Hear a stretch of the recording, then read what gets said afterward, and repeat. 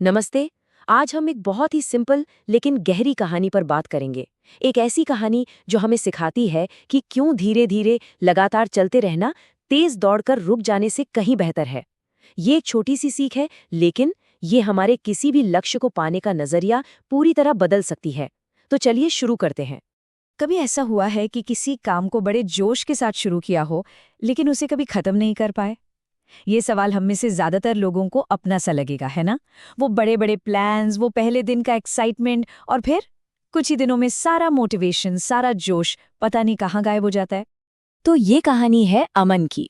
और अमन की जो प्रॉब्लम है वो शायद हम में से कई लोगों की है। उसका कोई बहुत बड़ा असाधारण सपना नहीं था। वो बस अपनी जिंदगी को थोड़ा बेहतर बनाना चाहता था। लेकिन उसके रास्ते में एक ही रुकावट थी, वो किसी भी चीज पर टिक नहीं पाता था। अमन का ना एक पैटर्न सा बन गया था। वो हर कुछ दिन में एक नया बहुत बड़ा प्लान बनाता। कभी सोचता कि दिन में 10 घंटे पढ़ूंगा, तो कभी कोई नई स्किल सीखूंगा। शुरुआत तो होती थी बड़े जोरों शोरों से, लेकिन फिर 3-4 दिन में ही सारा मोटिवेशन फुस। और नतीजा वही होता था, वो सब कुछ छोड़ देता और हर बार फेल होने पर उसका खुद पर से भरोसा और कम होता जाता था।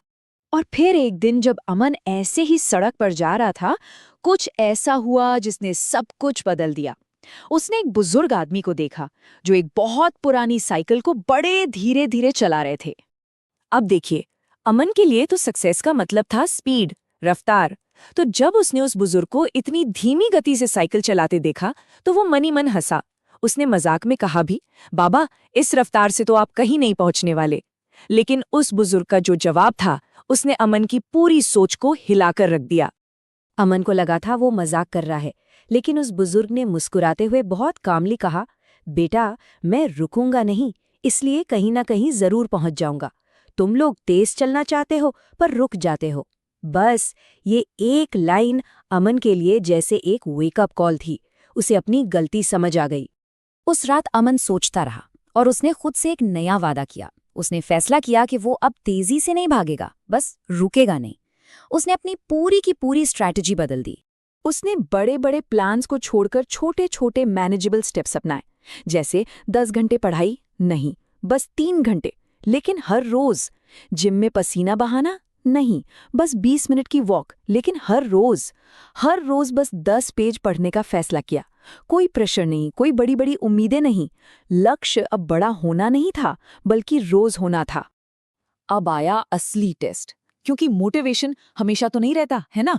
कुछ दिन बाद वही रोज के काम बोरिंग लगने लगे, मन में आलस आने लगा और अंदर से आवाज आई, यार आज छोड़ देते हैं, कल कर लेंगे।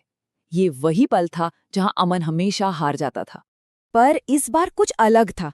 जब भी उसके मन में ये ख्याल आता, वो खुद को सिर्फ एक बात याद दिलाता, आज रुक गया तो कल फिर वहीं से शुरू करना पड़ेगा। और यही एक सोच थी जो उसे बिस्तर से उठाती थी, जो उसे रोज काम पर लगाती थी, चाहे उसका मन हो या ना हो। तो इसका नतीजा क्या निकला? कोई जादू नहीं हुआ, कोई एक दिन में चमत्कार नहीं हुआ, लेकिन धीरे धीरे, हफ्ते दर हफ्ते, अमन ने अपने अंदर एक शांत मगर बहुत गहरा बदलाव महसूस करना शुरू कर दिया। ये कोई बाहरी बदलाव नहीं था जो सबको दिखे, ये अंदर का बदलाव था। उसका ध्यान मतलब फोकस बेहतर हो रहा था। उसका मन पहले से ज्यादा शांत रहने लगा था। और सबसे बड़ी बात, जो भरोसा वो खुद पर से खो चुका था, वो धीरे धीरे वापस आ रहा था। वो अंदर से मजबूत महसूस कर रहा था। और यहीं पर अमन को सफलता का असली मतलब समझ आया कि सक्सेस वो कोई मंजिल नहीं है जिस पर एक दिन में छलांग मारकर पहुंच जाओ। नहीं, सक्सेस तो उन छोटे छोटे कदमों का कलेक्शन है जो हम हर रोज बिना रुके चलते जाते हैं। अब अमन का जिंदगी को देखने का नजरिया पूरी तरह बदल चुका था। वो ये बात बहुत अच्छे से समझ गया था कि असली दुश्मन रफ्तार का धीमा होना नहीं है, असली दुश्मन तो रुक जाना है। तो सबक बहुत सीधा है। अगर हम तेजी से दौड़ेंगे और फिर थककर रुक जाएंगे तो कहीं नहीं पहुंचेंगे, वो फेलियर है। लेकिन अगर हम धीरे धीरे ही सही पर चलते रहेंगे, रुकेंगे नहीं, तो ग्रोथ पक्की है। यही है कंसिस्टेंसी की असली ताकत। तो आखिर में इस पूरी कहानी का सार क्या है?